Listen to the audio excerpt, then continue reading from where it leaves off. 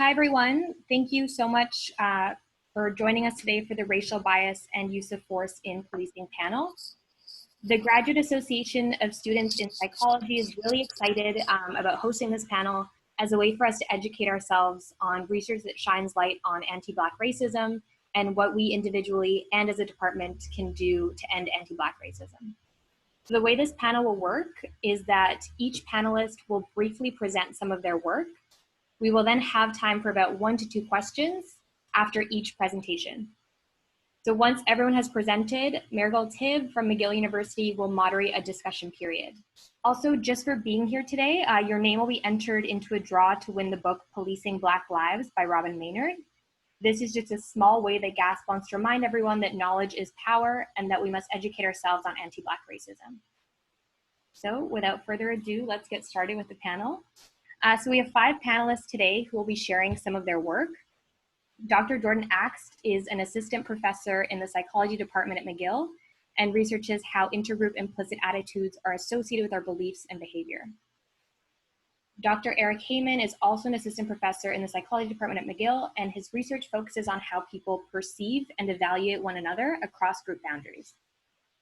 Eugene Asofu is a PhD student in psychology at McGill in Eric's lab, and his work explores how different social attributes are made regarding members of the same group based on their features. Vincent Mousseau is a registered social worker from the University of Montreal, whose activism and research focuses on the realities of systemic discriminations as faced by Black, queer, and trans folks. Unfortunately, Vincent will not be able to join us live today, but they have provided me with a recording of their presentation. Last but not least, we have Ainsley Mensah, who is a recent graduate from Douglas College and a soon-to-be law student who's interested in using law to make meaningful change in Black and Indigenous communities. So enough of me talking. Let's hear from these amazing panelists. To kick off the panel, Dr. Jordan Axt will be presenting data on how cultural messages about status impact our implicit attitudes. Okay. Thank you, Catalina. Let me share my screen here. And thank you, GAS, for having me. I'm very excited to hear the other work that's going to be presented on this panel. Okay, so I'll be talking today about some of the research that I do in my lab on intergroup cognition, specifically on factors that influence implicit racial attitudes. So much of my research could be described as on the topic of implicit bias, which is something that means a lot of different things to a lot of different people. In the wake of the murder of George Floyd, the concept of implicit bias, for better or worse, has come up repeatedly. So here are just a sample of headlines that you've seen come up over the past 6 or so weeks, all talking about, can implicit bias shed light on what might be happening here? And when these headlines refer to implicit bias, they're referring to a form of implicit bias that can be measured by something called the implicit association test. Many of you are probably familiar with the implicit association test. You're going to hear a little bit more about it in our subsequent speakers, I imagine. But it's a very popular test to assess implicit attitudes. And not only has it been very influential in kind of the public discourse, but it was also within psychological research. Research has been over 4,000 studies published using the implicit association test and over 6,000 studies that use any kind of measure, related measure of implicit bias. And part of the reason for this proliferation of research on implicit bias and using the implicit association test more specifically is through this website, Project Implicit, implicit.harvard.edu, a small plug, for which I am the director of data and methodology. And this website has been up for over 15 years now, and it's collected a lot of data. It's even collecting more and more data every subsequent year. So here's Project Implicit traffic for just people who have completed a measure on Project Implicit. So in the last year, 2019, over 1.6 million completed implicit association tests. And on Project Implicit, we have IAT's implicit association tests that deal with a variety of attitudes or stereotypes related to gender or, for example, disability. But there's one test that really clearly stands out. So here's the traffic year over year for the 2nd through 10th most popular tests. And then here's the most popular test. So that one is obviously race, where participants are asked to sort white and Black faces concurrently with positive and negative words as a means of assessing implicit attitudes. And what my research looks at is, well, what are the factors that might shape our implicit attitudes and what differentiates them from our explicit, conscious, self-reported, or endorsed attitudes. And to do that, I collect a lot of data on Project Implicit, and I'm looking specifically here about issues related to social messages about cultural status or social status. So sometimes we have hierarchies that are seen in a society that are very explicit and recognized. So this is an image of the Indian caste system. I realize that it's no longer really in place, but for a long time, this was a strong social force in India, and it continues to have lingering effects to these days for sure. This is an example of a very shared, conscious, explicit hierarchy. But just because there aren't explicit hierarchies that exist for society doesn't mean that we can still see these more subtle, not necessarily as endorsed hierarchies that still have serious implications for who's afforded what types of resources or what types of opportunities. So I'm a recent Canadian. I came from the United States. You can see things like the racial composition of the 114th Congress, disproportionately white relative to other racial and ethnic groups. So here we might see other evidence of status hierarchies playing some part in dictating who gets what opportunities. And so in this research about how do these messages about cultural status shape implicit attitudes, it's worth noting that even if they might not be explicitly endorsed like the caste system in India was at one time, or at least as culturally shared, people are still conscious of these types of status hierarchies in our culture today. And so this is my own research. This is research from Kimberly Kahn from about 10 years ago. And what she did in this study is she asked white, Asian, Latino, and Black participants, what's the status of separately white, Asian, Latino, and Black people? And you can see that these cultural hierarchies about social status are shared, and such that among white participants, they report white people followed by Asian and Latino and Black people have the most status in America at the time. Asian participants report a very similar pattern, as do Latino and Black. So this is a different question than, are these social status hierarchies endorsed? Do you believe in them, or do you think that they should exist? Or rather, are you cognizant of the fact that they exist today and that they might have important implications? So people don't necessarily endorse them, but they are aware of them. And so we're wondering, how does the continued exposure to these types of social status hierarchies impact people's implicit versus explicit attitudes? So the specific question here is comparing implicit and explicit attitudes towards a variety of different racial and ethnic groups. So what we did is we created a modified version of the implicit association test. It was kind of a round robin design. In some versions of it, some blocks, you paired white people, images of white people, with good words. We assessed how quickly you were able to complete a test blocks where white people and good words were paired together. Same thing in separate blocks with Asian people and good words, Black people and good words, and Hispanic people and good words. So we can see relative to one another how easy it is for you to pair positive stimuli with, for example, white, Asian, Black, and Hispanic people, and for you to pair negative stimuli with the other racial groups that were not focal in that specific block. So it's very much a round robin design. And what we found is that these social status hierarchies did show signs of impacting people's implicit more so than explicit attitudes. So to orient you to this graph here, the y-axis represents your score for a particular group on the implicit association test. So more positive scores mean that you're faster to pair members of that group with positive or good words, and less positive scores mean that you're slower to do so. And I've plotted this so that we represent someone's in-group and then how they were evaluating white, Asian, Black, and Hispanic people. So for example, among white participants, they had the most positive score for their own in-group, white, and then there's that dotted line that skips over white because that's redundant among white participants. And the next most positive implicit associations for Asian, Black, and Hispanic. Now it's worth mentioning here there are about 100,000 people that are going to be represented on this graph, so sometimes my error bars are smaller than the little figure that represents the dot itself. We can compare this across not only white participants, but we can see among Asian participants, they have the most positive in-group associations for their own group, and then followed by white, Black, and Hispanic. And this pattern held for Black and Hispanic participants as well. Always the most positive implicit associations for members of one's own group, and then the corresponding, the order of implicit associations aligned with perceptions of social status. We also were able to collect data from participants who didn't identify with any of these racial or ethnic categories. And for example, Pacific Islanders or Native American. And for them, they don't have an in-group reflected on this task, but they also show patterns of these implicit racial attitude hierarchies, such that the most positive attitudes are reserved for white, then Asian, then Black, then Hispanic. Now, if you compare this to people's explicit attitudes, It's not so clear, it's a bit more idiosyncratic. So this is the graph of explicit attitudes where we just ask people to say, who do you prefer? Now there's some consistency here relative to the implicit attitudes, but there are also some notable exceptions. For example, among all other participants, there's really not much of a distinction between Black and Hispanic. Among Black participants, they have the second most positive explicit evaluations for Hispanic after their own in-group of Black people. And so it's just not as shared, it's not as consistent a pattern.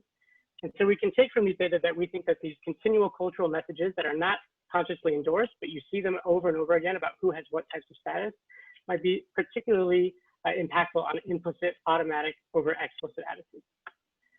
This is the implicit attitude graph again. And so it's worth taking a step back here to think, well, what can the research on implicit bias, what can it tell us about the way our individual psychologies work? And honestly, what can't it tell us about some of the issues related to discrimination and intergroup bias that we see today? So if I had to sum it up, I would say these data show that implicit racial attitudes reflect influences from both in-group identity and status hierarchies and hierarchies based on social status. Some aspects of our individual psychology, these implicit racial attitudes are very sensitive to these messages about cultural value in ways that's not easy to consciously disavow.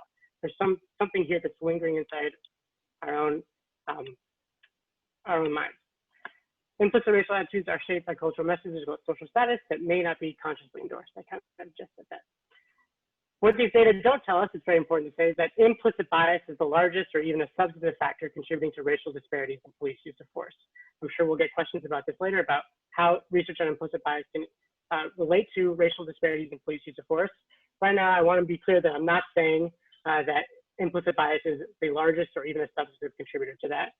And it's also worth saying that training sessions based on changing performance on measures like the implicit association test are not going to necessarily be an effective means of reducing racial disparities in police use of force. There might be a lot of good that comes out of the implicit association test, but I don't think we can take these data and extrapolate to say, well, surely the most meaningful intervention will be changing people's responses on these implicit association tests. So with that, I'll conclude my presentation. I look forward to getting some of your questions. Is there any difference between bias against American-born and foreign-born Black people based on some of the research you've seen or done? Unfortunately, I don't know the answer to that question. When these studies have been done, they kind of just treat Black people as a subordinate category, and there hasn't been an IIT that I know of that compares American-born versus foreign-born Black people. One other question is that the relationships that you presented on, have you seen or heard of a change over time in these relationships? So for the specific relationship that I presented on, we really only ran that study one time between the years of 2012 and 2014.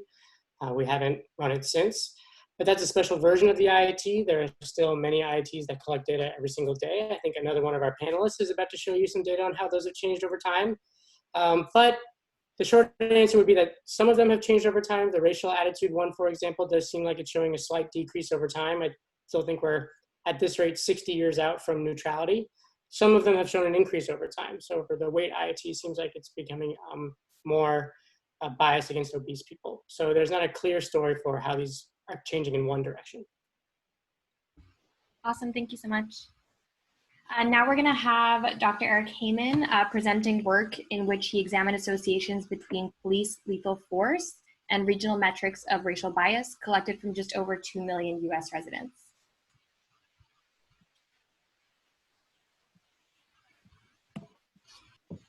All right, hello everybody, I'm Eric. Thanks Catalina and GASP for organizing this. Unlike some of the other talks, today I'm going to be talking about a specific project that we did a few years ago that's pretty relevant to current events, just looking at the role of racial bias and the likelihood of being killed by police. So even though definitely current events have really focused us on this issue, police killing Black people is not really a new phenomenon. This has been happening for decades in which we have really good evidence of this. And a very typical question that kind of comes up in this narrative is what role is racial bias playing in this? And until recently, this is a really difficult question to ask, primarily due to lack of data. And this is pretty consistent across a lot of work looking at police events in general. So both in the US and in Canada, it's not mandated that police departments report how many individuals they've killed over the past year. In the US at least, there was a voluntary system in which police departments could provide that information to the FBI. They would aggregate this, but it was voluntary, so some departments would do it and some wouldn't. Consistent reporting over the years is totally spotty, which made basically the data entirely useless. So some really impressive journalistic endeavors came around that we might have heard of. They're pretty famous at this point. One by The Guardian called The Counted, another one by The Washington Post called Fatal Force, I think is at least what it's called now. And these were tabulating and aggregating basic statistics about who was being killed by police, where they were being killed, gender, race, age, whether they had a weapon or mental illness, etc. It really allowed people to kind of like start asking some like super basic questions that we hadn't been able to ask before. For instance, how many people are being killed by police per year? So for example, based on this previous voluntary reporting in the US, the FBI, we had estimates of maybe like around 400 people a year, but based on both of these journalistic endeavors, which were very consistent, it was really about 1,000 people a year that were being killed. And here's a map from the Washington Post showing like where these events were happening. This is 2015, 2016. It's always around 1,000 to 1,100 people. You might be wondering where we are and how we're doing this year, but we're currently totally on track to be meeting that number again, at least as of yesterday. This is the estimate of how many people have been killed by police in the US. Again, this figure is from the Washington Post.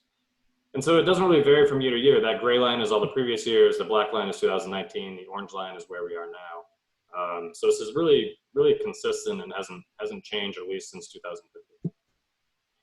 So after 2015, we had some more information, but there's really basic questions that we didn't know. So we knew already that relative to their presence in the population, Black folks were being killed more than their presence would suggest, followed by Hispanics. Whites were below what we would expect. But open questions were where is this happening? What are the other factors that might be involved in this, such as like population density, other basic demographics? And then the question that we were interested in, given that I generally study racial bias specifically, is, can we try to get at, is racial bias involved here at all? And so we had some information on this from some really great research at the individual level. This is mostly by Joshua Carell, who's at University of Boulder in Colorado. And most of this data, or these results, come from what's called like a shoot, don't shoot paradigm. And essentially, it's sort of like the IAT that Jordan was talking about before, but maybe weaponized, in which a participant has to quickly decide whether they're going to shoot or not shoot a target. And these targets, for example, might be white men, black men, and they're holding either a weapon or a tool. And you would have to make your decision as quickly as possible. So what we know from this work is that untrained civilians, just regular people, are more likely and faster to shoot black than white targets. There's some mixed evidence, but police officers were doing this as well, at least definitely the officers who would interact with minorities the most, specifically ones who were in more like anti-drug squads or SWAT teams were more likely to show this tendency.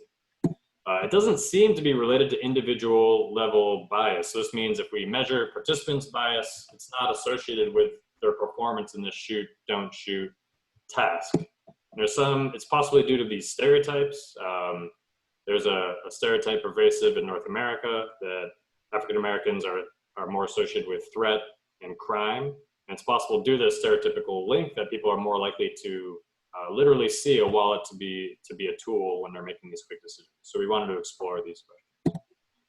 Unlike some previous work, what we wanted to do was essentially avoid the onus of kind of focusing on the police officers themselves, instead examine the community. So our question here was, are minorities in more racially biased areas more likely to be killed by police?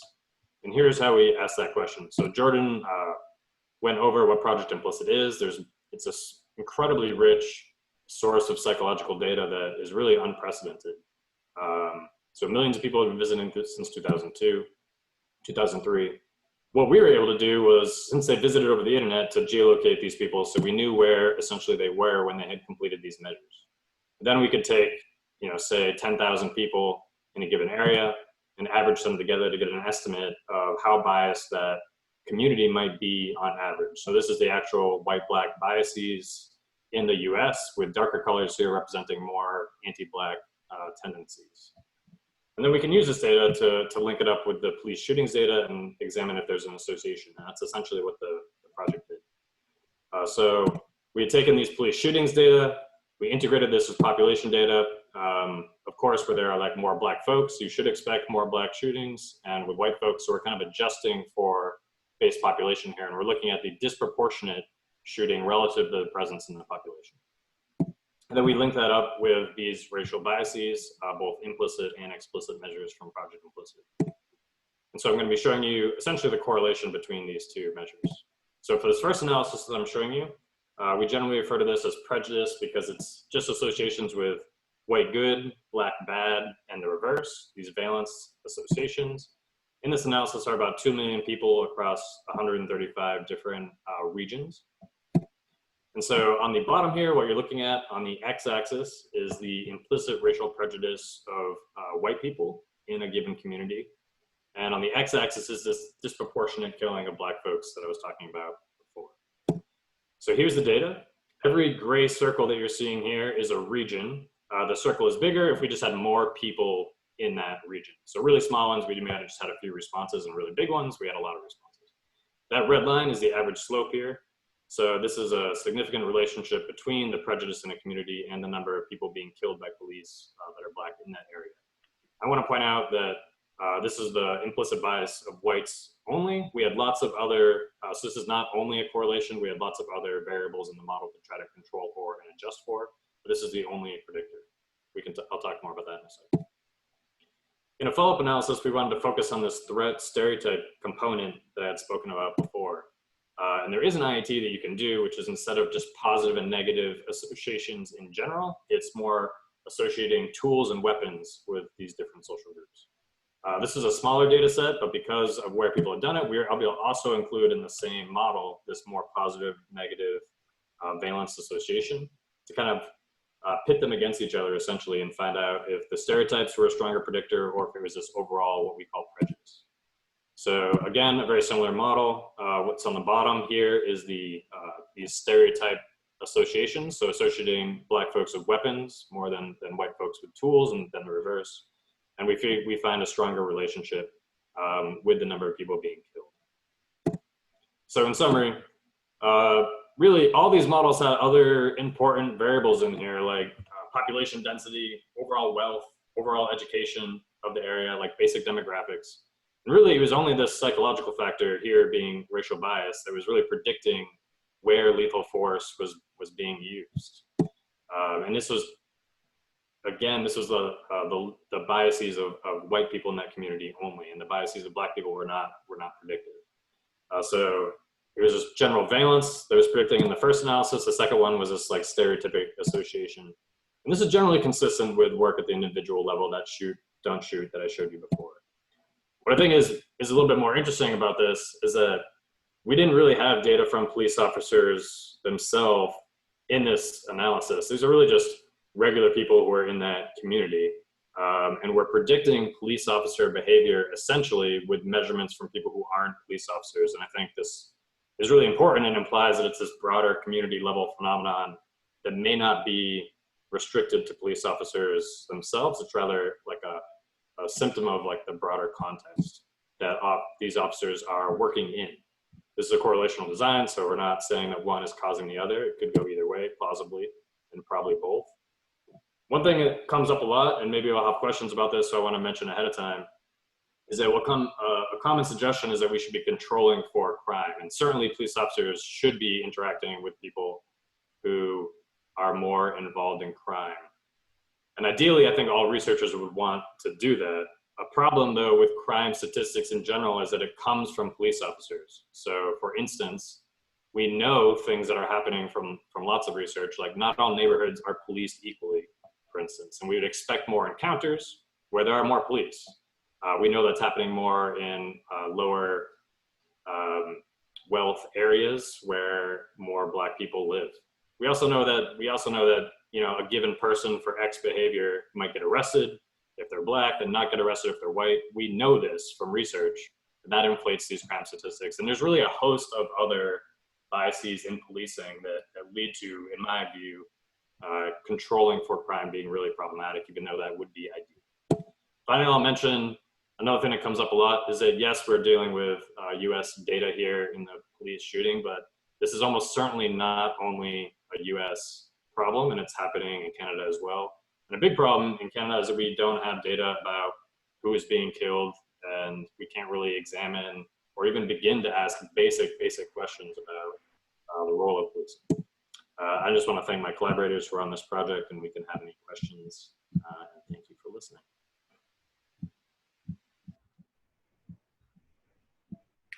Thank you, Eric. So we did get a couple questions trickle in for Jordan, actually. So I'll ask you a few questions from the chat, and then I'll loop back to Jordan and get him to answer some of the previous questions. So one of the questions for you, Eric, is that there is bias in use of lethal force is contested in the field. Can you say a little bit about that argument and your view of it? Is there argument that when you control for the crime, there's no bias against Black people? Right. So there's been a few papers that are pretty controversial. So, for instance, one was recently in a high prestige journal called The Proceedings of the National Academy of Sciences, and it was saying that it was essentially looking at whether the race of police officer was involved in the race of the victim. And this is kind of related to the issue that I was just bringing up about controlling for crime. Essentially, they were unable to measure encounters with police. So we don't know how many times police officers encounter Black and white folks in which it doesn't turn into anything. In case it's just a peaceful walking down the street and there's no event. We only really know about when there are events.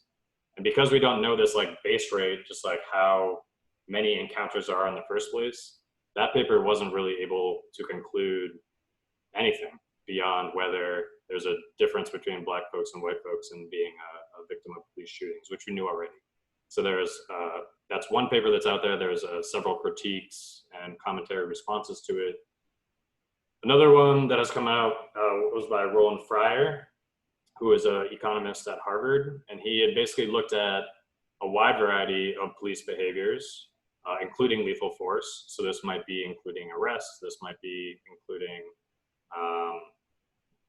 being tased or handcuffed, and essentially found racial bias across maybe like 12 different metrics, but didn't find it for lethal force.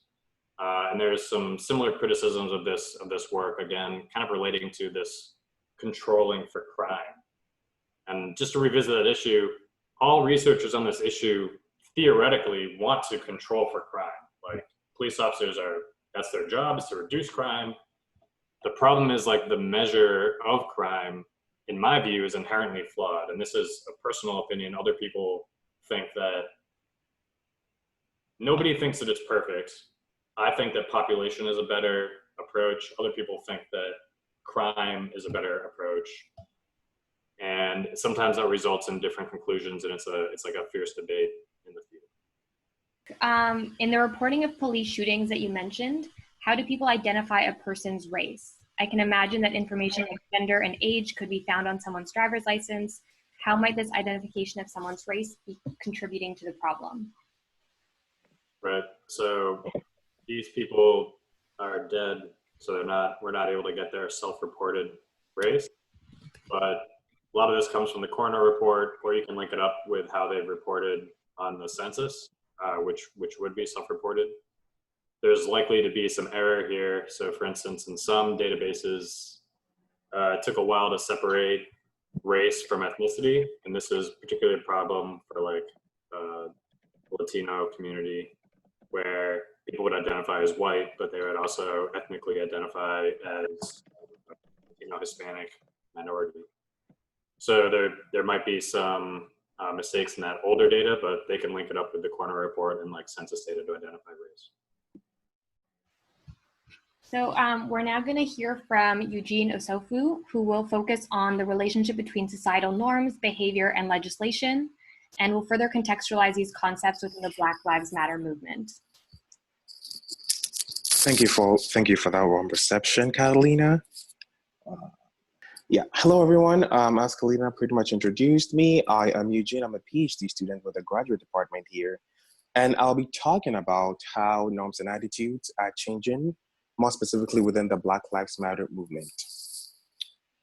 So norms are a set of rules that govern how individuals within a group or context think, feel, or even behave. We see that when folks see others littering, they're more likely to litter themselves. We also know that norms and behaviors deemed normative for one time period are more likely and prone to change over time. So because of this, individuals often modify their views and actions to align with their perceived environment as they see fit. One of the many ways in which norms are communicated in a society is through legislation. And we know that legislation could subsequently also inform behavior. For example, we see that there was a 60% increase in support for interracial marriages following its legalization in 1978. And actually, according to Art, he suggests the ruling of Levin versus Virginia in the US, which legalized interracial marriages as one of the causes for this increase. We also see that in Sweden, individuals thought of seatbelts as ineffective and uncomfortable. However, after the legislation was passed, making sure that everyone wears a seatbelt, we see folks kind of warming up to the idea of seatbelts are effective and also comfortable.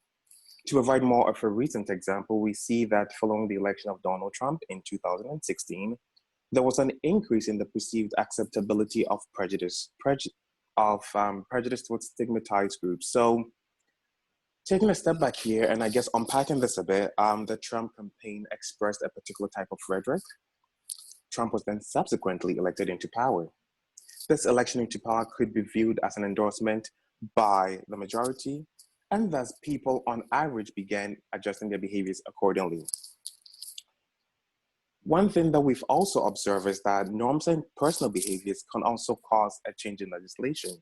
And that's actually one of the works I'll be talking about today. So I actually did this project alongside Dr. Heyman, who's also on the panel with me today. And we looked at anti-gay attitudes over time, more specifically in the US across a 12 to 11 year window period. And this was before gay marriage legalization and after gay marriage legalization. And also, as Dr. Askanov inferred there, we did use Project Implicit data sets. And I'll now be showing some figures that kind of contextualize our research question and also our results. So we are now looking at anti-gay attitudes prior to gay marriage legalization. On our x-axis here, we have time from 2006 to 2015. On our y-axis, we have anti-gay implicit bias. This is on a scale from -1 to 1. Here, -1 being that there's no anti-gay bias, 1 being that there's a strong aversion, bad sentiments towards lesbian and gay folks. Now, lighter hues here represent a higher concentration of observations. So we can all just eyeball this and kind of agree that the average implicit anti-gay bias prior to gay marriage legalization was somewhere around 0.5 or so. One thing most of us cannot tell is that actually anti-gay bias in the US was decreasing prior to gay marriage legalization. So as researchers, our question here was, well, is any change we see after gay marriage legalization significantly different from this decreasing trend prior? And the answer was yes. After gay marriage legalization, we saw a drastic, more pronounced change in anti-gay sentiments.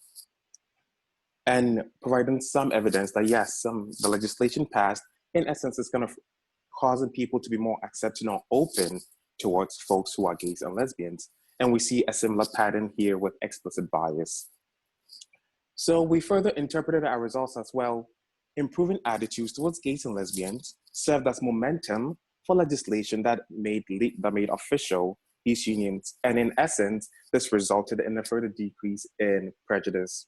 So I guess kind of grounding all this within our norms framework, a particular norm caused a particular legislation. This legislation further reinforced the norm itself, that we see that almost we're seeing a cyclical loop happening between norms, prejudice, and behavior. So contextualization, what does this have to do with the Black Lives Matter movement? Some social psychologists have taken a look at bias, prejudice, attitudes, and norms within this framework. And they found that during Black Lives Matter protests, white folks' racial attitude became less pro-white and more pro-Black.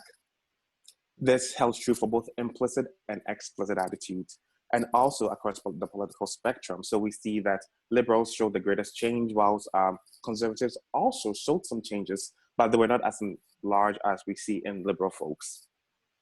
One interesting finding here is that for Black folks during these Black Lives Matter protests, there were no changes in their implicit attitudes, racial attitudes. However, Black folks became less pro-Black in their explicit attitudes during this time period. So we know that individuals, at the individual level, are feeling this way. Okay, maybe my attitudes are changing, but what about the public support? A Pew Research study actually found in 2016 that the average percentage of folks that actually were in favor of Black Lives Matter was 43%.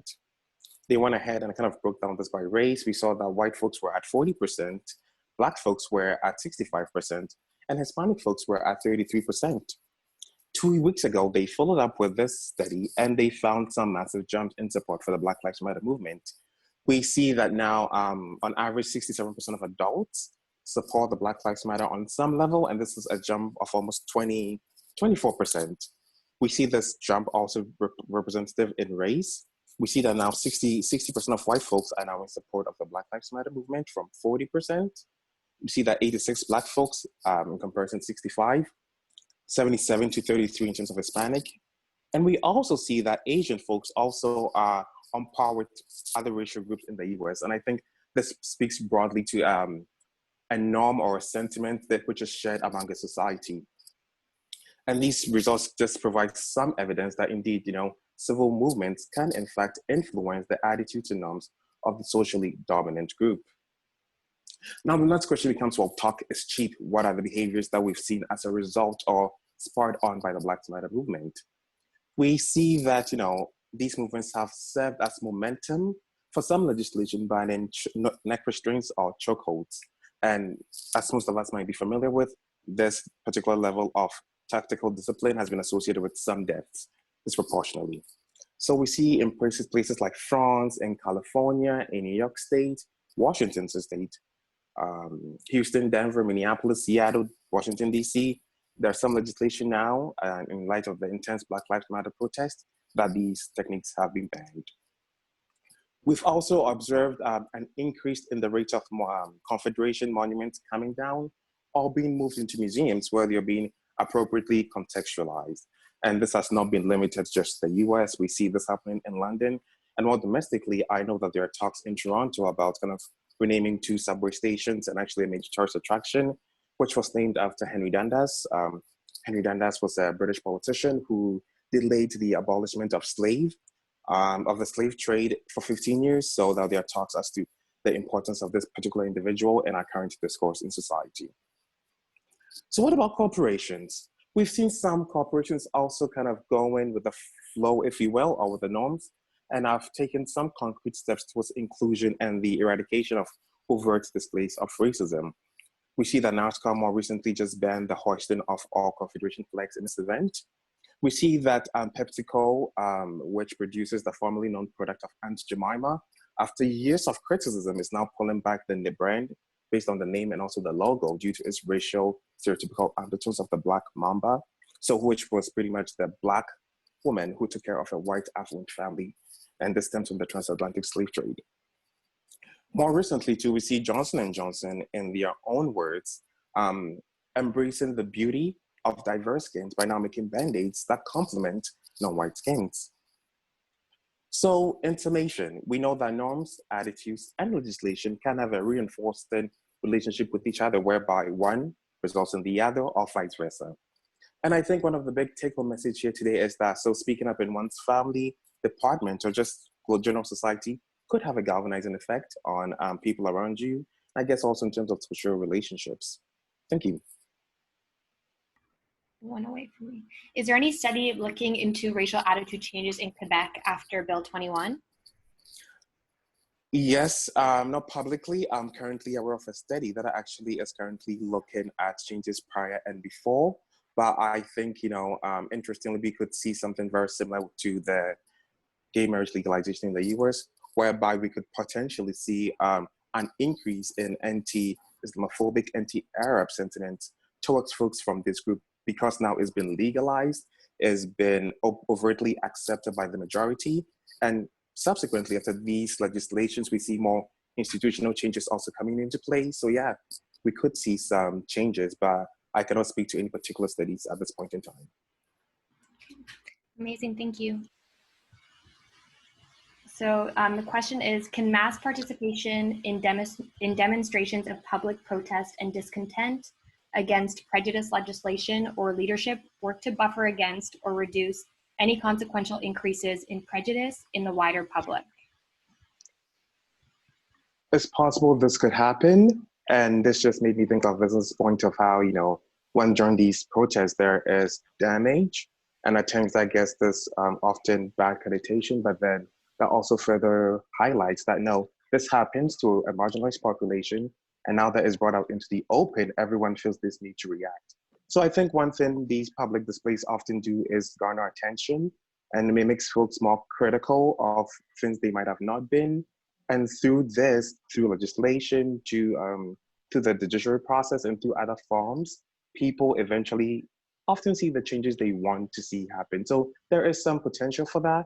However, that's the thing with norms. At times you can also have a backlash effect where you kind of get the opposite reaction from the legislature or the people in power. So yes, there is potential for this to work, yeah. Thank you. So as I mentioned, Vincent is not able to be with us today, so I will be playing their video. And Vincent will provide a structural analysis of police and state violence, encouraging reflection on what a police and prison-free future could look like in practice. Hello, my name is Vincent Musso. My pronouns are they and them, and I'm a Black, queer, and trans community activist, educator, and community organizer. I'm also a social worker who currently works at the Clinique Médicale Actuelle, as well as a project lead for a project called Communauté that's based at Réseau, which is a community organization that works for the well-being of gay and bisexual men, cis and trans. I work a lot with Black, queer, and trans folks, and I thought that this panel would be a really good opportunity to chat about what it really means to engage with the topics of racial bias in policing and the potential defunding or abolishing of the police. So for me, this is a topic that's really important because, of course, as a Black person, I do face a lot of police violence. And I think an important part of that is oftentimes our identities are not seen as being linked, right? Like, we are queer and trans people, right? And so somehow, like, this mentality exists that our queer and trans identity will save us from the police violence that targets members of our community. Of course, this is false, and we actually see massive upticks in violence against Black, queer, and trans people, especially Black trans folks, especially Black trans women, very specifically.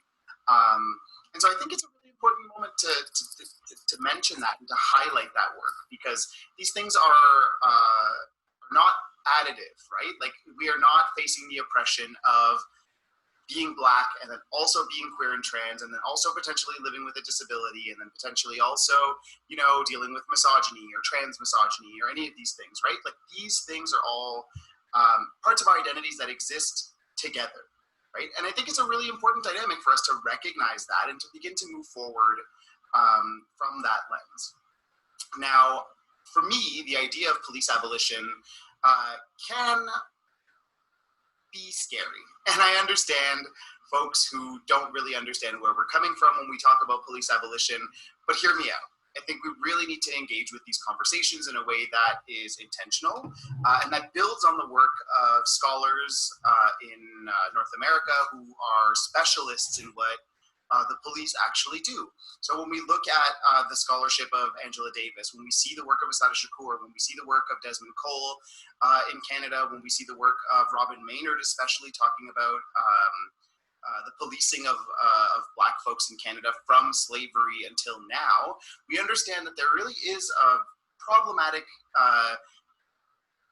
dynamic, not only in the way that police have a tendency to target Black communities and Indigenous communities in Canada, but specifically around the origin of these forces, right? So we understand, for example, that the RCMP, formerly the Northwest Mounted Police, were actually a force that were created to subdue Indigenous people.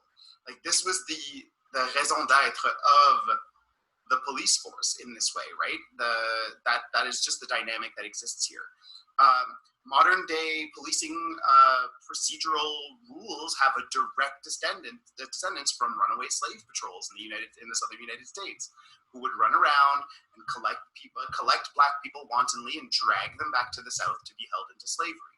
Like, this is an institution that is rooted on and like created on the blood of Black people, the blood of Indigenous people, the blood of all of these people who are being continually targeted. So when we talk about finding solutions that work and talking about dynamics of community policing, we really need to recognize that the policing in and of itself is a violent institution. So what do alternatives to policing look like? I think this is a dynamic that comes up a lot, where people don't really know what we would replace the police with. And I think it's a fair question. We don't really have a lot of examples of what it would look like to be in a police-free society. People have a tendency to think about crime. They think about, all of these like scary people, and now I have no protection, right? But we're not talking about not having any protection when we're talking about abolishing the police. What we're specifically talking about is putting measures in place that either preventatively address crime in the first place, or when addressing crime that happens, does so in a way that is non-violent. The non-violent part is a really interesting dynamic. I think I'm going to take a moment to kind of recognize that as well. Non-violence is often seen like in the lens of like, protesters shouldn't be out there burning buildings down or doing all of these things. But that's a distorted kind of understanding of violence, right? Because it ignores the significant amounts of state violence that these communities are being targeted with, right? And when these communities are being targeted with that violence, when we don't recognize it as such, of course it seems one-sided. But when we recognize that the police are inherently a violent institution, and everything that they do to enforce these laws, which are oftentimes unjust, we have to therefore begin navigating conversations around what an appropriate response to state violence looks like. In my opinion, that looks like the movement that we're seeing around defunding the police. So it talks about, it's a movement that discusses the importance of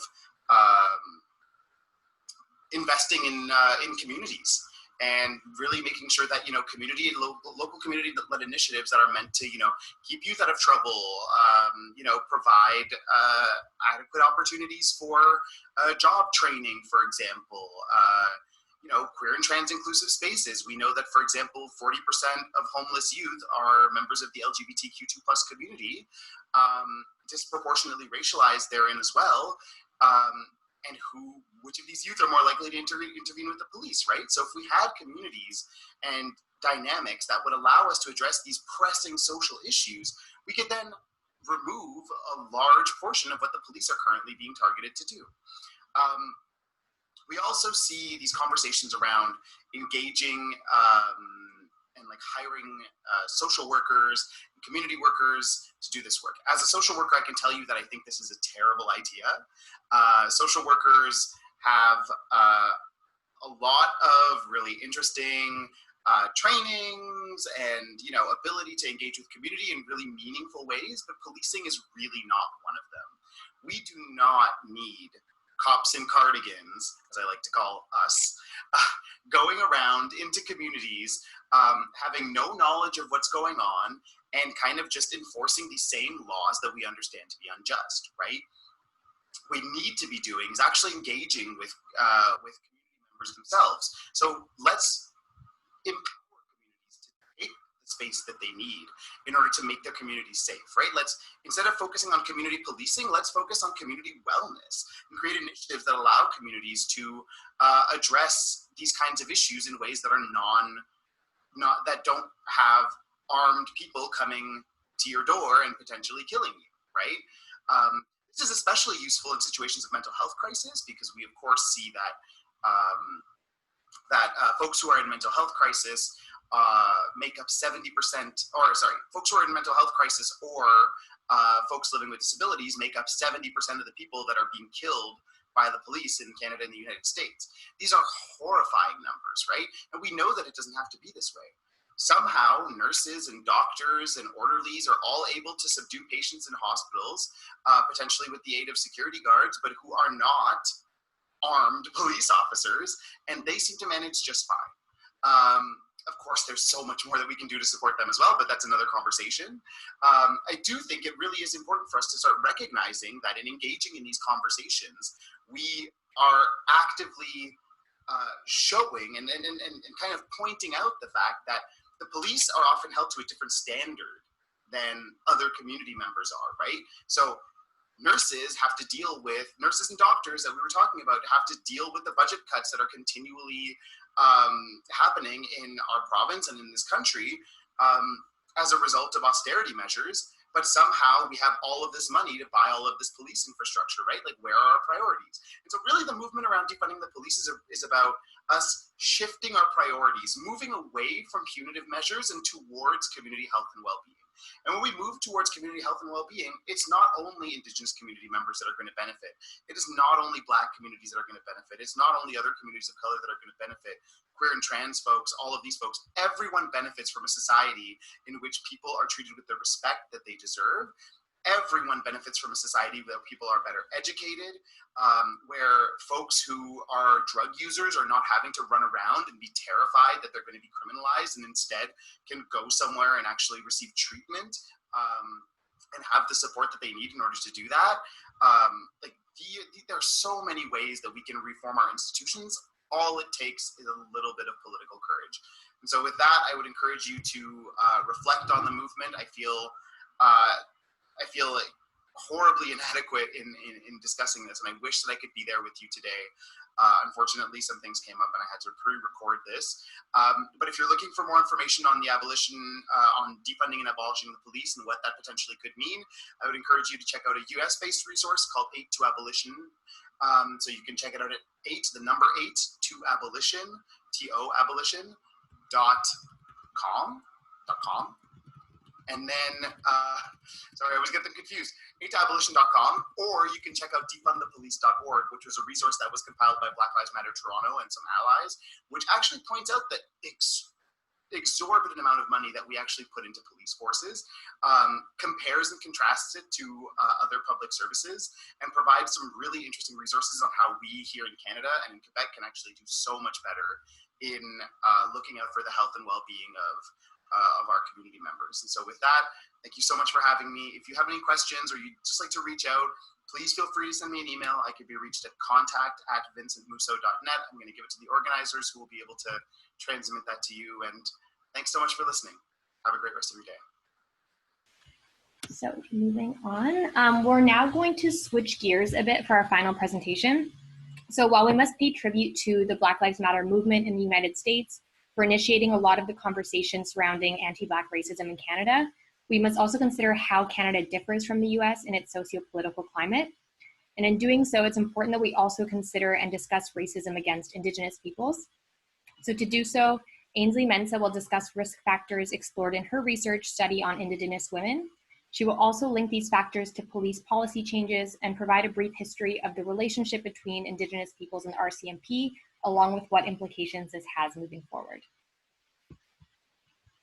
So I did a Indigenous study on at-risk females in the more northern communities of BC. And it was a critical perspective study, which means that it does challenge sort of the androcentric and Eurocentric narratives that exist surrounding Indigenous populations and in literature in general. So I do apologize, but I will be doing sort of an overview of colonial practices before I do talk about my study, because as everybody knows, these statistics do point to a lot of colonial practices and systemic militarization of the nature of police and bias that do exist within those practices. So I'll begin with starting about the more informal practices that were initiated initially with cultural contact with non-Indigenous communities and Indigenous communities. These included codified, more formal ones. So with the introduction of the Indian Act, we see the establishment of assimilation policies. And this includes land and resource policies of land procurement. They created an underclass system where capital dominance over Indigenous communities became the norm and actually became legislated. So for this, it did include an inability for Indigenous peoples to vote. and to take part in the wider economy and political sector of Canada in general. We saw the extinguishment of Indigenous rights to self-govern, mandatory attendance with things like residential schooling, and the 60s scoop, which I'll talk about a little bit later. These were all in fact enforced and carried out by the RCMP. Other legislation include banning of Indigenous communities from conducting their own cultural ceremonies, restrictions of Indigenous communities on reserves also, so they were actually physically and socially removed from communities and placed on reserves. And this is especially important when we do consider the relationship of Indigenous groups in the wider criminal justice system. So for barriers, as a result of colonial practices, it's important to note the involvement of Indigenous people in society with a lower rate of access to things like resources, participation in pro-social activities, which would be anything like going to school, having a safe place to go. These practices were ensured that inferior education, limited to non-existent employment opportunities, and lack of credit or capital, things like inadequate housing and extremely large penalization and over-policing of Indigenous communities occurred. And this was, again, strategically legislated and institutionally normalized. And we see those effects here today. The reserve system also was a result of colonial practices. This led to both physical and social isolation for Indigenous communities. I'll later talk about transgenerational trauma and how that was induced because of things like this. And this negatively shapes the way that Indigenous communities can actually just exist and thrive in today's society. So for transgenerational trauma, some of the symptoms include intrusive recollections. So these are symptoms of having flashbacks or night terrors, hyperarousal, which includes difficulty sleeping, startled responses, and avoidant behavior. There's a detached, lack of interest and disassociation from, say, what children are doing in school, how they can be accommodated. Some of the researchers in this field define these symptoms as an accumulation of emotional or psychological injury. And we see these studies having been explored in things like the Holocaust. So we look at Holocaust survivors and survivors of post-traumatic slave syndrome and Indigenous residential school survivors. So with residential schools and the 60s scoop, it was a way for the government to take children away from families and put them into residential schools to essentially forcibly assimilate children into Western languages, tradition, and religion. So just as an overview of my research, the study utilized a grounded theory method. And as I said, it's a more critical perspective. So less statistics and more participant-based, where you're having discussions with participant, you're coding what they're saying and you're giving it back to them to then relate it to you as to what themes they would like to see. And you build it from the ground up. So that's why it's called grounded theory method. So participants were asked to expound on the risks and challenges faced by Indigenous females. The results of the study include 5 main challenges, which I'll discuss a little bit later. And these all do these do seem to relate a bit more to behaviors and attitudes and how they are perceived in society. So all of the participants in this study were identifying as First Nations, Métis, status registered or non, and all of these exist under the Indian Act, but everyone identifies differently. So it's important to use a more encompassing term like Indigenous if you are speaking about the more broader community. So fields of work in this area that the participants were in were policing, social work, school advocacy, and Indigenous volunteer work, and the range was about 5 to 35 years. So for the actual findings of the study, there was 5 main challenges facing Indigenous females and communities. And because of this, we start to see early traumatic setbacks, which is number 1. And this includes the idea of born into trauma. So I should say, that most of these themes were then coded into subcodes. So you're seeing the larger theme as an early traumatic setback and all of these things that I'm going to talk about as the lower code here. So born into trauma includes things like physical misplacement of children, the inability for them to reunite with biological parents, germ warfare. One of the participants actually discussed how at an early age she was taken away from her mother because of tuberculosis. So her mother was institutionalized in a hospital at a very young age, and she grew up seeing that. So it's important to see how early exposure to these things can affect you long term. And we see early exposure to violence, substance abuse, and this leads to children having an internalized feeling of self-harm and suicide to try and then later escape that. So growing up as an outsider, was an important note too. So because of things like the 60s scoop and residential schools, children were taken away from their families and placed in predominantly white or non-Indigenous families. So when you see that, the child now has no access to the familiar. The second challenge would be loss of female figures and limited modeling of pro-social behaviors and attitudes. And again, this is in the community within the Indigenous community, illustrated by participants' experiences and stories, which they told me. So things like losing female figures.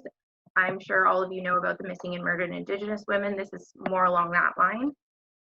Having negative or non-stable family environments, so having a lack of positive Indigenous role model, continual exposure to various forms of abuse inside a family, as well as negative societal perceptions of Indigenous females and communities. And again, physical loss, plaguing health implications such as disease, addiction, separation from children and families. And I just have a little blurb from a participant actually, which kind of hones this in. She talks about how the justice system is systematically failing Aboriginal women, and there's nothing we can do about it. You have a situation of violence like domestic disputes or sexual violence, and it's a learned behavior. So you don't know any better. And how do you know if there's another side?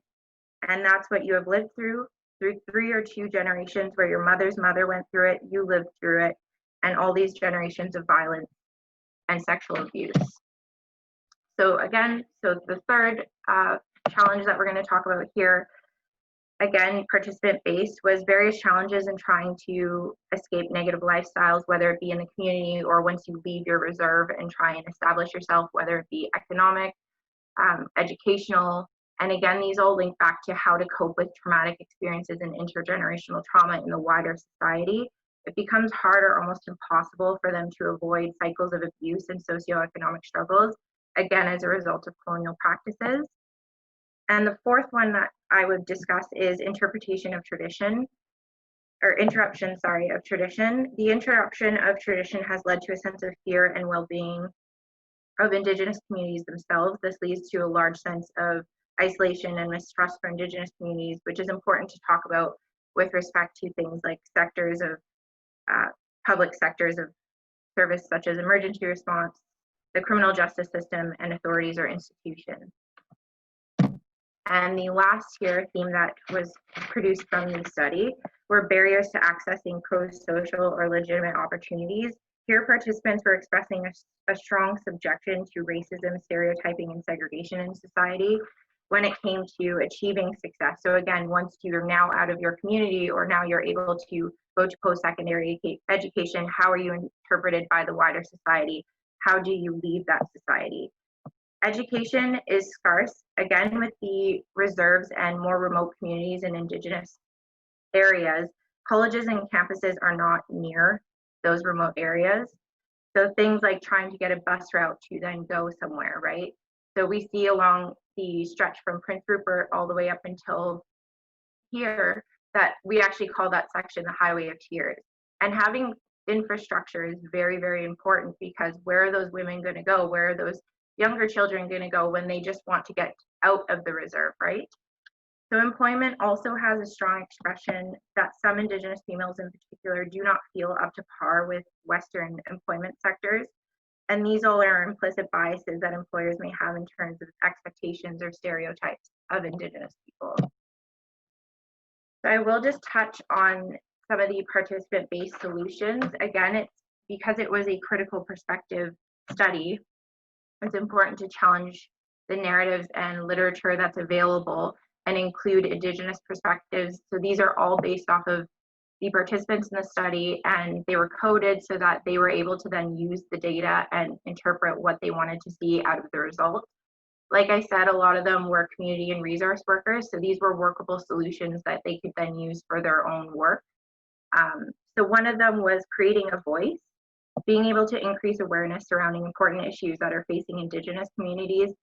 And this includes having a safe space to share your story, being able to speak about your own personal journey, community involvement, and building a positive image of Indigenous role models. And this includes for society being able to exercise patience, so understanding and appreciating the vast differences in Indigenous communities. The second would be empowering Indigenous females, so providing the tools and platforms to foster problem-solving skills was a huge one. Putting Indigenous females and community members in positions of power again, and increasing cultural sensitivity. So there needs to be a wider ability for institutions to exhibit empathy and care, and that will, in essence, help or try to rebuild trust within the Indigenous community. So having appropriate Indigenous community talks. So one of my participants spoke about having a language program in one of her communities on a reserve where the language was not actually being taught properly. So the dialect was not relative to what she was teaching. So that does have an effect, right? Because you don't want to generalize Indigenous communities. You want to have that be a little bit more specific to the community you're trying to help. So what does this all mean for police practices and racial bias? Well, when we look at institutions and structures and colonial practices and how they've affected Indigenous communities, we can hopefully start to understand challenges, racial biases, and police relationships with Indigenous communities. So try and ask yourself things like, how have colonial practices shaped Indigenous relationships with police? What does the role of police bias play with interactions with Indigenous people and police? How can police practices be altered to create better trust? And again, how do we interpret qualitatively the overrepresentation of Indigenous people in Canada in prison? Because as you all know, statistics only show you one side.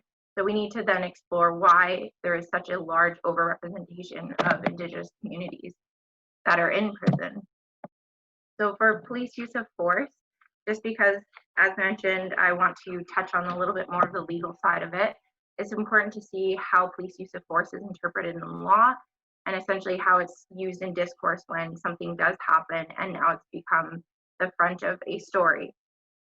So things that are legally considered in cases of police use of force are what a reasonable, trained, prudent officer would do in a similar situation, possible risks during an interaction.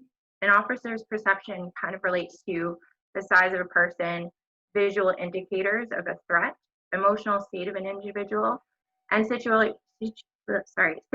factors include weather, location, and number of parties involved, so what you can immediately see around you. And again, these are kind of all subjective indicators. So what does the police officer see? Is the person being cooperative, resistant, or combative?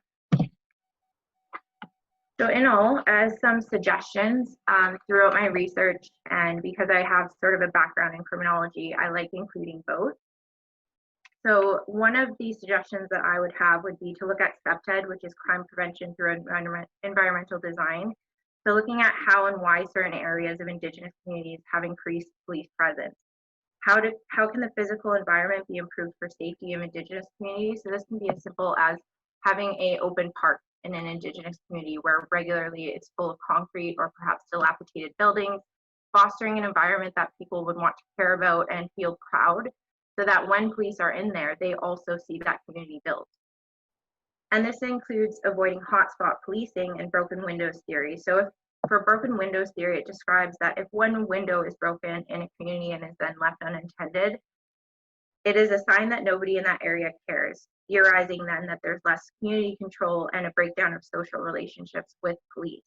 And this is important because we've seen this with a lot of things like rezoning or gentrification and a complete depletion of some communities in Indigenous areas. There's also a suggestion that I would make to decrease victimization statistics for Indigenous communities by fostering Indigenous-led solutions. So things like having city-town meetings where people can actually sit down and be heard about what's going on. And increase call responding time for police in Indigenous communities. So over 13% of Indigenous individuals believe that their police did a poor job of responding to police calls. So this could be the amount of time that it took a police officer to get to a scene or possibly not show up at all. And also decrease overrepresentation of Indigenous peoples incarcerated. So as I mentioned, Indigenous people do make up only 2.8% of the total Canadian population, yet they are almost 28% of all admissions to correctional institutions here in Canada. So that's a very large number. Utilize restorative justice principles. So Indigenous offenders are more likely than non-Indigenous offenders to be serving their sentence in an institution than to be out in community supervision. also Indigenous offenders were also less likely to be granted full parole. So for example, when you contrast conventional forms of justice reform, restorative justice actually seeks to employ all parties of an event, a criminal event, I should say, to restore community relations rather than focusing on guilt and proof. So you're actually involving the offender, possibly a victim's family, the victim themselves, and you're actually trying to rebuild that relationship. Further research should go into recontact with police. In Saskatchewan, for example, Indigenous people were significantly more likely than Indigenous people to have recontact with police. So 80% versus 57. And to fix the qualitative gap in data, I believe one of my peers mentioned this with police-rated deaths, however. In 2007 to 2017, more than 1/3 of individuals were shot by police, and they were Indigenous. So we don't have a clear understanding of what goes on statistically. It's, again, hard to see where the interaction happens when police are stopping an Indigenous person and nothing happens. So we have seen sort of a few recently cases with Chantel Moore, who is a 26-year-old woman in New Brunswick and was shot during a routine welfare check that her family unfortunately asked for. And then we see this again with Chief Alan Adam, who is brutally beaten in Fort McMurray. So we don't see any other type of interaction. So we want to know what those numbers mean in all reality. And the last one would be to have an inquiry into de-escalation tactics used in police in Canada on all instances where use of force or deadly force was used. So having some sort of internal inquiry in police situations of that nature. And so that kind of just concludes my presentation. Thank you so much for listening. I invite any questions. Let's see here. I'm going to turn the mic over to Marigold Tiv, who will lead us through the discussion period. Okay, hi everybody. My name is Marigold, and I'd like to thank Catalina and GASP for inviting me to facilitate the discussion. Before we jump into some questions for our really great panelists, I'd just like to ground kind of some of the things that they've been talking about into the Montreal context and take maybe a little bit of self-reflection to look at racial bias and use of force of policing in our own backyard. So here is a little graphic that's going to show you when some of the Montreal police are just walking around patrolling the streets. These are the groups of people that they're stopping for these random street checks. These are people who are not committing any sort of infractions. They're just kind of there. And so you can see the breakdown by group. And on the x-axis, you have the percent of the population. And it is very clear that Indigenous and Black folks are stopped at a much higher rate than white individuals. And just for some context, this is a report that was commissioned by the City of Montreal, and it was published just last year. And another thing that it found that I think brings a really important intersectional lens to this issue is that for every one white woman that was stopped, 11 Indigenous women were stopped, really showing the disparity between gender and racial background. And lastly, our Montreal police do not have body cameras. Body cameras are tools that many people advocate for to kind of regulate police behavior and just keep an eye on things, make them accountable. And this is a quote by our very own mayor just last year, saying that we heard the pros and cons, but you know, at this position, at this time, we're not going to go ahead with body cameras. Earlier this month, they did kind of change their mind and say that they're more open to taking on the body cameras, but we still do not have them on our Montreal police. These are just two of the sadly many examples of killings of Black and Indigenous people in Canada. So the one here on the left happened in Montreal in 2017. The one in Toronto on the right was Toronto earlier this year. And you know, we don't even need to necessarily look in our own backyards. We can look in our front yards too. So this is a statue of James McGill, the namesake of McGill University. And this is a statue that faces the front of the McGill Psychology Department's building in Montreal. And many people know that James McGill was a slave owner, and he made his legacy is built on the slave trade. maybe one person who's a little bit less known for his history, but who also had a large part of his success built on the slave trade was William McDonald, who's the namesake of the McDonald campus of McGill, the McDonald Engineering Building, as well as maybe a little less known, the Stewart Biology Building, which another part of our psychology department resides in. So a lot of these things that we're talking about today are not just, you know, distant. They're very much so in all of our lives. And so that being said, I would like to start with this first question, and I invite any of the panelists to jump in and answer as they wish. So I'll read it out loud. Racism can take many forms. These may include institutional, cultural, and individual racism. The psychological study of racism tends to focus on an individual, so implicit bias sometimes. How can we as a field begin to move more towards understanding the broader social context in which racism has been embedded in our history and our present, both in general and specific to the issue of police brutality? So I open it up to any of the panelists. I think if I could speak, just talking about colonial history and how that does affect people, because there's a general lack of knowledge, especially in the Black community in Canada, that there was in fact slavery between 1700 and 1800. And that does have an effect on the people who do live here. And not only that, but you know, the Underground Railroad in Canada had a large effect too on migration populations in Canada. So just exploring more of that so that people are a little bit more aware, and that gives in itself a bigger, broader social context of what racism is in Canada, because we often think that it's so socially different than the US because we don't have the same crime rates. But in fact, you know, there's microaggressions that a lot of people talk about in studies. I think Harvard actually just posted one about microaggressions and how that does affect people today. So it could be anything from discussions and misinterpretations, things like that. So I think those little things also should be looked at in terms of implicit bias and how society can move forward. Yeah, to jump off, psychology is definitely guilty of having maybe over psychologized racism, in that we tend to think of these things through just an individual mind. And I think a lot of benefit would come from grounding theory, for example, in history, forcing authors to really explicitly put where they situate this theory in terms of specific historical events or systems. And also from a quantitative side, we could try and make progress in measuring exposure to these types of systematic issues.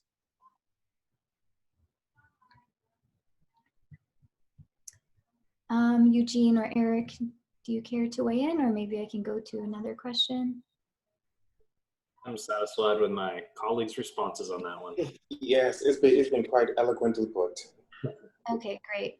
So for the sake of time, I'm going to synthesize two questions.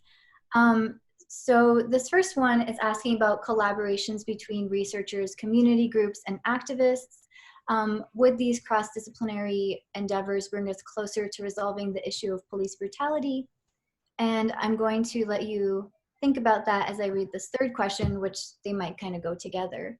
And that is, unsurprisingly, there are not many visible minorities in the field of psychology.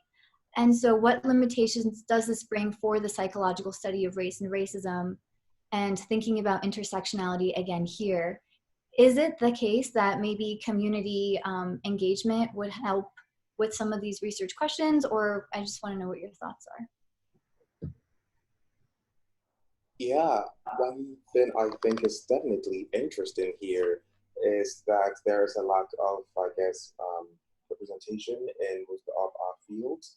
And as someone who studies psychology for some time, often I find that there is always that missing narrative, that personal narrative of how individuals who are often being studied can provide to enrich the literature. Often there is this perception of objectivity, which is lost if one belongs to a particular group and also studies it. And I think moving forward, it should be more of a reorientation that, yes, there is so much, I think this has actually been said throughout our organization, there is so much that our data can tell us. And as we all know, no model is ever perfect. And yes, some variance or some unexplained variance could probably just be due to some cultural societal implications that those that steady populations from the outside cannot understand or even begin to fathom. So I think it's definitely making it more overt that yes, there is the lack of representation in our field will be the starting point for us to almost eradicating these deficits we have in terms of how reflective we are in our studies and also in our departments. If I could jump in on Eugene's comments too, I think it's important, especially when you're thinking about things like criminology or sociology and how that has implications for policy down the road. So in Indigenous fields of research, it actually takes a lot of Indigenous approval in order to actually do a study in the first place. So you do have to have a lot of community engagement. So when we're thinking of things like a helicopter model of research, which is basically where researchers come into a community, they conduct the research, they pack up and leave, and they don't give the community anything to deal with after the fact. So you're not actually affecting any sort of change, you're just using it as a means of data. So I think when you start to look at the relationship that you have with your participants, whether it's looking at data or specifically using qualitative research, I think it's always important to consider what that's going to be as an implication in both legislation and in the broader community. So I do think it's important to have multiple disciplinary studies and different types of communities that you can take and give from, because that ultimately is what affects social change and legislation. Well, I agree with both Eugene and Ainsley said. More for the first question. I do wonder. So I should trust. Like I focus on racial bias. Policing and policy is not my expertise, but at least from reading kind of economists and sociologists and criminologists reports, like there's a lot of great evidence out there on what policies contribute to greater police brutality or this or that sort of different outcomes, because these folks examine police forces all around the world that have like different sorts of policies. And my impression is that we have like a good sense of like what policies are good and what policies are bad. And of course, additional research and working with community members will improve that. But researching eternally won't really address those problems. Eventually, it does need to translate into like people who implement policies or make policy changes, like using this evidence to make changes. And that's kind of like where research is the well, and the people in this panel, maybe with the exception of future Ainsley, can like make some actual changes in the world using that word. Mm-hmm. Yeah, that's really interesting. And I think it leads well into this maybe next question, if we can squeeze it in. Again, I'll combine two questions. So here I wanted to know the language, here we're going to talk about implicit biases. The language of implicit bias with regard to racism and police brutality has not only become popularized in psychological research, but a lot of lay individuals also use it. And so I wanted to start getting at whether this bias is actually implicit, and kind of maybe the next step following that question, as Jordan and Eric were saying, this training is being used in many police departments, but police brutality has not necessarily gone down.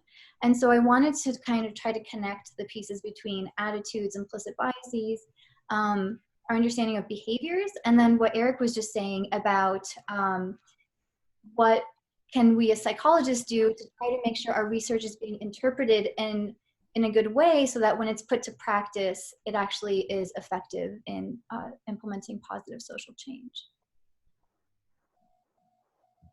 So I can speak a little bit about that. So, implicit bias, I think, has a role in understanding broader issues related to intergroup disparities and discrimination. I mean, implicit bias there, not narrowly in terms of how you perform on an implicit association test, but more generally for seemingly well-intentioned people who don't notice that certain social information is seeping into their behavior, and that can lead to disparities. I would be very skeptical to think that that type of process is at play in instances of police use of force. I really don't think that that's an implicit bias issue.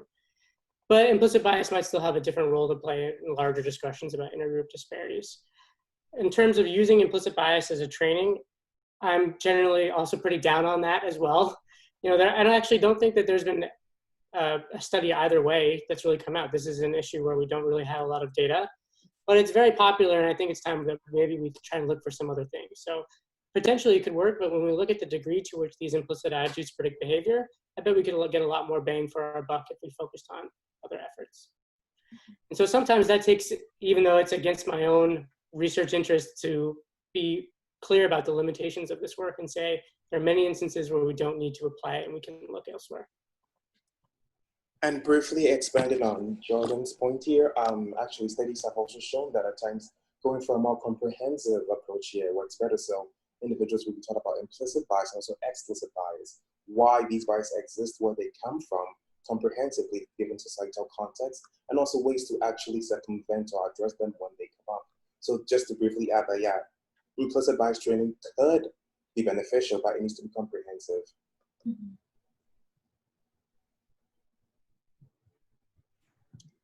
All right. I think we're out of time. I want to give each panelist maybe 30 seconds to give a final word.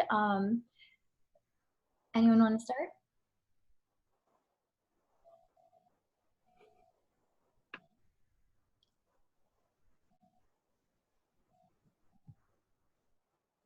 I'll say something, just to break tension. Really, just like we need, like, if researchers are going to do stuff and kind of focus on policing specifically or racial bias in the community more broadly, like we just need more data. There's like a pretty stunning lack of data on police in both the U.S. and Canada, and this is obviously for reasons that are mostly like political in nature, and it's a very sensitive issue. And it's not really like research against police. It's really just, if we learn better, like everybody wins, we can find out ways to like do policing better. And so I hope that will happen more in the future. Thank you. Maybe Jordan can go next. Eric stole my point. I think that, you know, it's kind of a black eye on the field at this point that these implicit bias trainings have been so popular over the last decade, and we can't tell what they're doing. Probably not doing a lot, because we're looking from the aggregate trends, but we can't point specifically to findings that have come out either good or bad about them. And so we as researchers are serious about tackling these issues, and we need to find ways to test these in the field, and when we test them in the field, find a way for those data to come out good or bad. Okay, thank you. And maybe Ainsley? Yeah, I guess just like people's relationships with words and symbols do have an effect for the larger community when you're talking about politicians and change. And because I do love the legal field, it's always going to hone in for me to be able to have people sort of educate themselves with issues, because that in turn dictates the structural nature of what exists as policy and in law. And it does affect how people then conduct research, because, you know, as you know, a school, you have your subjects, and if something's not being taught, then it's probably not going to show up in research. So it would be nice to see, as everyone mentioned, more data collected for policing so that we could put those to use. I guess would be my point. Thank you. And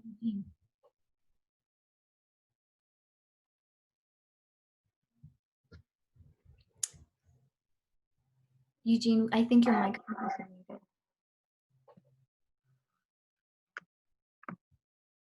Do we still have Eugene?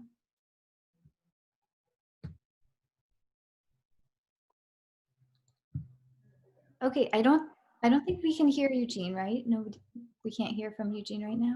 No. Okay, so I'll hand it back over to Kelly to maybe wrap up. Yeah. Perfect.